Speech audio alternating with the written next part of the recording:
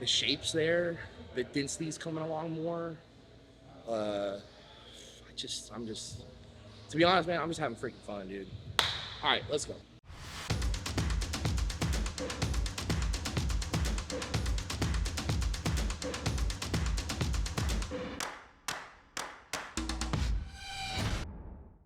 What's up guys and welcome. You are watching Fazi Fitness. So let's start this video with the reigning Mr. Olympia Derek Lunsford, who is setting new PRs almost every week now. Although that isn't their goal, but still that is an indication on how strong Derek Lunsford is this time around.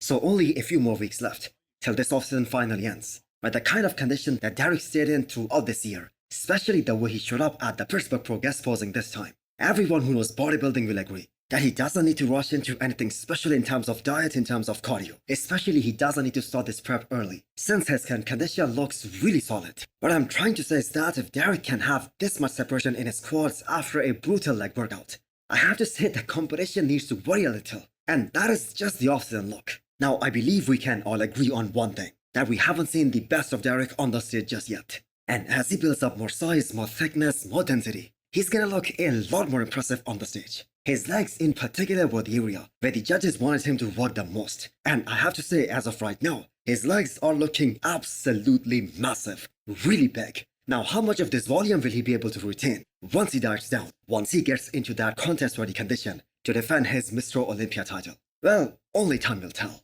because we have seen it in the past. Every time he drops the water, he loses a lot of volume in his legs. But even if his legs look slightly more rounder and more fuller, that is only gonna create more of an X-frame, more V-taper on the stage. So people talk about the hottest working guys in the industry, especially in the men's open bodybuilding. And the first name that comes to everyone's mind, that is Hadi Choopan.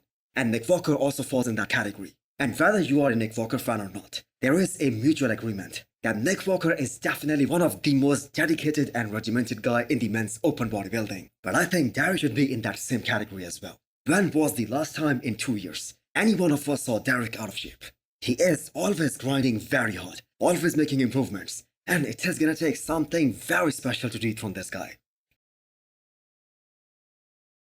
There is absolutely no doubt that those legs are the biggest legs in the sport of bodybuilding at the moment. And I'm gonna go as far as saying this: I don't think we have seen legs this big before. Which brings us to a very crucial question. When it comes to Rubiel Mosquera, aka Nexzilla, how often should he train his quads? Because if you guys remember, there was a time during Big Rami's career, around 2015 I think, when people started saying that Rami should just back off from legs training and focus more on his upper body to create more of a balance. And keep in mind, Big Rami always had bare proportions. He had bare balance top to bottom, especially in comparison to Rubiel. And I am sure people in Rubiel's corner know that he doesn't need more size on his legs. What he needs is more separation. He needs more detail. And we do not know whether that's even possible for him. Whether he's gonna get that or not, at least for this upcoming Dubai Pro. Because I'm telling you guys, if he can do that, that is gonna make one hell of a difference in his overall look. And he is gonna be a force to be reckoned with. And his return to the bodybuilding stage is definitely gonna be one of the most anticipated one. The fans have always loved the freaks. Back in the 90s we had Marcus Rule. And Marcus placed as high as top 5 at Mr. Olympia. And that too in the era of prime Ronnie Coleman and Jay Cutler. So what did you guys think? Will Rubiel be a first call-out guy in the future, considering the guy is just 28 years old?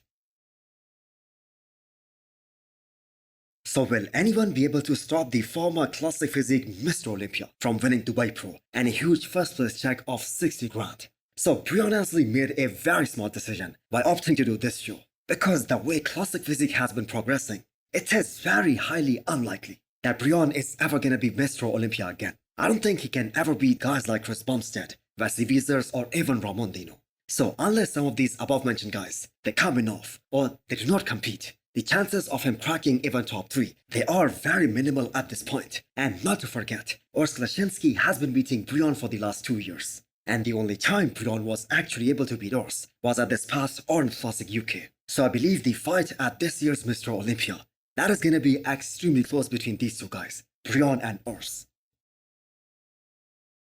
So Terrence Ruffin, the only man in classic physique who holds the record of 2 consecutive Arnold Classic wins, he is also gonna be a wild card in there, because he took the entire year off. And out of all the guys who are potential first call-out guys, even top 8 guys, Terrence Ruffin has the maximum room to grow. So Terrence can really surprise us all at this year's Mr. Olympia. I mean, the guy has placed second to Chris Bumstead twice already. He has been able to beat Urs and Ramon multiple times, both at the Arnold as well as the Olympia. But with Chris Bumstead, Wesley Wiesers and Ramon all 6 feet tall. I mean, Ramon isn't exactly 6 feet, but he is very close to 6 feet. So with all these tall guys, we cannot really say what the fate of some of these short guys is gonna be in classic physique division in the future. So coming back to Breon, there is a very high likelihood that no one is even gonna touch this guy at Dubai Pro this year.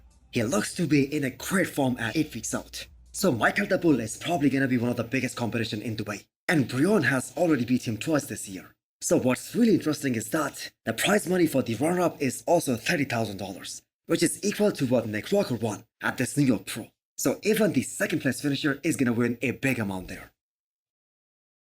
The caption under the recent update of James Hollingshead might get you thinking that he might not even consider competing this year anymore. Although looking at how Stefan has been peaking all these guys, specifically how Martin Fitzwater was peaked for the New York Pro, as fans will be thrilled to see how James Hollingshead will look like if he is absolutely peeled to the bone and at the same time full as a house. So James has an injury to take care of before he starts another prep, and he isn't even close to being 100% right now in that regard. So looking back at how he looked around the time when Detroit Pro was happening, he could have competed there. And I believe he could have done very well at that show, especially considering how he showed up at the Arnold Classic Ohio in Columbus.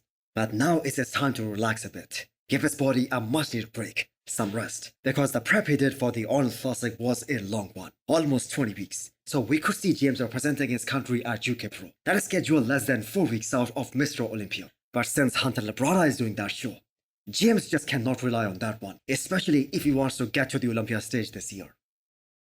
So 2 guys who made top 10 at the Olympia last year, they aren't gonna be competing this year. One is Regan Grimes, and the other one is Charles Griffin, and these guys placed 9th and 10th respectively. So Charles Griffin has to be one of the most conditioned athletes all around, front to back, top to bottom, and he decided to skip 2024 because he wanted to build up his chest to a point where it's no longer seen as a weakness because of his pec tear last year. I'm sure you guys remember that Charles Griffin tore his pec while doing a heavy incline dumbbell press. But still the man got ready for the Legion Sports, won that show, qualified for the Olympia, and he placed top 10 for the very first time. All that with quite an obvious weak area that was really visible in almost all the front shots. So he needs to take care of that before trying to step back on any bodybuilding stage. So his quads are gonna look incredible next year, since he dedicated most of 2023 trying to build bigger and better quads. Especially during that whole time when he could not train his upper half. He was focusing on his legs. So Charles Griffin has to be one of the most dedicated guy in bodybuilding because he overcame a genetic weakness, which we do not see very often. Because ever since he added those vacuums in his front shorts, all his mandatories have become absolutely phenomenal. They are very impressive now. I guess the only downside he is facing is not having a big structure, not being wide enough, and he just cannot stand out on a big stage like the Olympia. So hit the thumbs up button if you liked the video, and smash the subscribe button if you wanna come back for more. Thanks for watching.